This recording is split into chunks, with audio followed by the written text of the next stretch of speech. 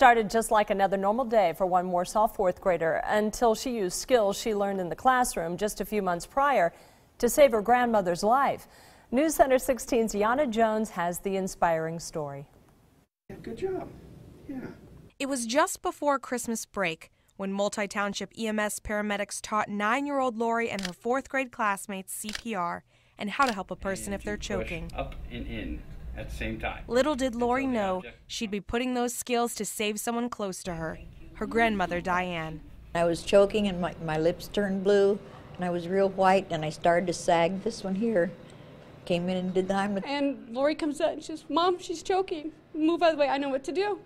And she did. As I'm trying to hold her to call 911 because I didn't know what to do, Lori stepped up and did it. Lori's mom didn't know how to do the Heimlich, and that's when the 9-year-old stepped in. Did a fist and I put it right by her chest, and I just did 2 pumps and then it was done. And I just started thinking about it, how lucky I am that I still have my mom and because of my daughter. And that's when Lori told me she learned it through school, I emailed Mr. Ray to say, you know, if you see Lori, give her a high five. Paramedics who taught the CPR class presented Lori with a life-saving award and a challenge coin. We are so very proud of what she did and the fact that she used what she was taught and was able to save someone close to her life that's here today. They say teaching these life-saving techniques is important to learn at an early age. No matter what your age, you can make a difference. That's the important thing.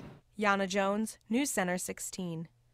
So great. The life-saving award and challenge coin that Lori received is given to people in the department that saved someone's life.